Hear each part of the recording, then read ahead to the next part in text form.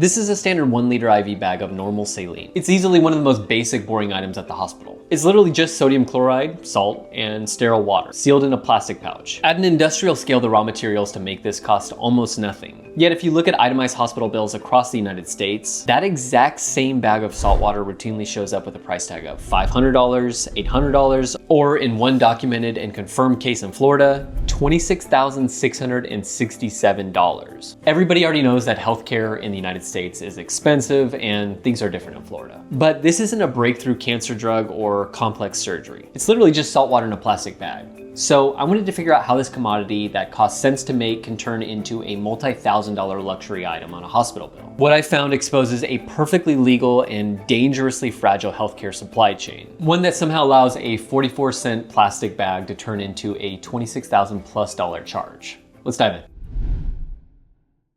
So let's go back to the beginning. Why is this bag so incredibly cheap to produce? The United States uses roughly 1 billion of these IV bags every single year. The demand is massive and the recipe is very simple, so production is very automated. When you factor in the raw materials, the automated filling machines, sterilization process, and the cardboard boxes that they ship in, the actual manufacturing cost of a standard saline bag sat at roughly 44 cents to $1 back in 2013. Even when you add in profit margin for the manufacturer and the cost of shipping it across the country, a hospital purchasing these bags wouldn't be paying more than $2 per, right? So how do we go from $2 loading dock price to $26,667 patient charge? To figure that out, we actually have to figure out how hospitals buy their supplies and who they're limited to buy them from. So let's say that there's this hospital that wants to buy IV bags. Now, they could hypothetically go directly to a pharmaceutical or medical supply company and just negotiate with them and try to buy those bags from them directly. But it might be a bad idea for some. Think about it, if a 50-bed rural hospital in Nebraska negotiated to buy IV bags, they'd have absolutely no leverage whatsoever. They might end up getting charged $7 a bag, so they work with a middleman to help them. And middlemen in healthcare get a bad rap, and for good reason in some cases. Some US healthcare middlemen provide relatively little value for how much money that they make. But when that small hospital decides to work with this middleman, called a group purchasing organization or GPO, that hospital gets access to the exact same bulk discount pricing as a massive 1,000-bed academic medical center in Los Angeles. It's like getting a Costco membership for medical supplies. And in the United States, just 3 GPOs, Vizient, Premier, and Health Trust, control the purchasing for over 80% of all hospitals in America. And these guys have been around for a while with a relatively straightforward model. But in 1987, Congress made a tweak to their system that had a massive unintended consequence. They granted GPOs a safe harbor exemption from federal anti-kickback laws. In basically any other industry, a kickback is highly illegal. It's when a seller secretly pays a broker or someone else under the table for steering business their way. The federal government literally passed the anti-kickback statute to stop this in healthcare because paying middlemen to steer medical decisions is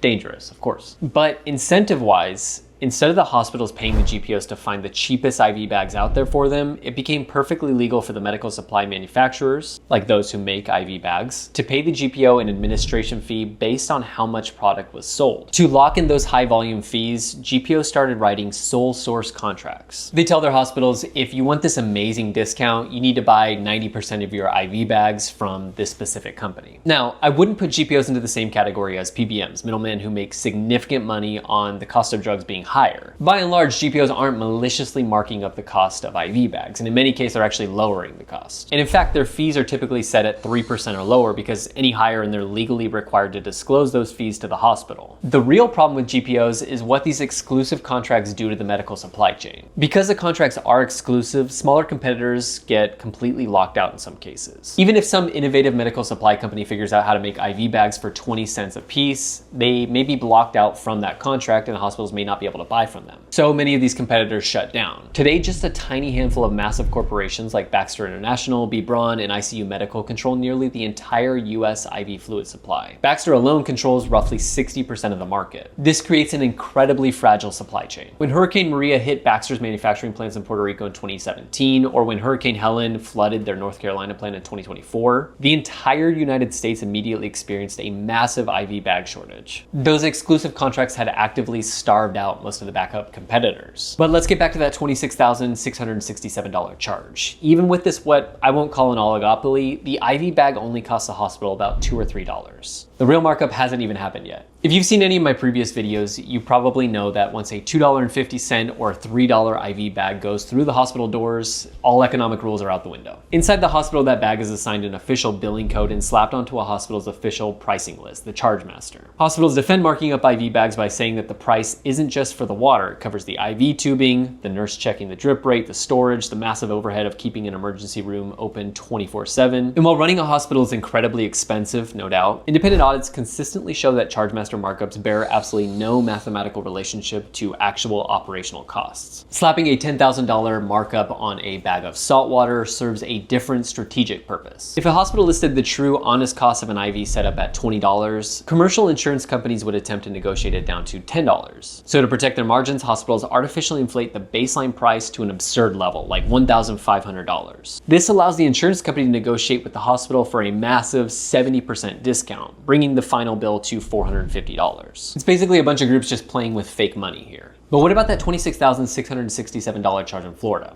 What's up with that? Well, when you see a number like $26,000 for saltwater, you're usually looking at the collision of two different things: a completely unchecked Chargemaster and a patient who is out of network or has no insurance. Normally, an insurance company acts as a shield, aggressively knocking that inflated list price down to something sort of closer to reality, but not really. But the mere fact that the IV bag was potentially listed on Chargemaster for over $26,000 is crazy in the first place. And the terrifying part for many Americans is they get this bill that says $26,667 and they think, I need to pay this right now. But you definitely have some options, and you can check out this video right here if you'd like to learn what to do if you do get a crazy medical bill.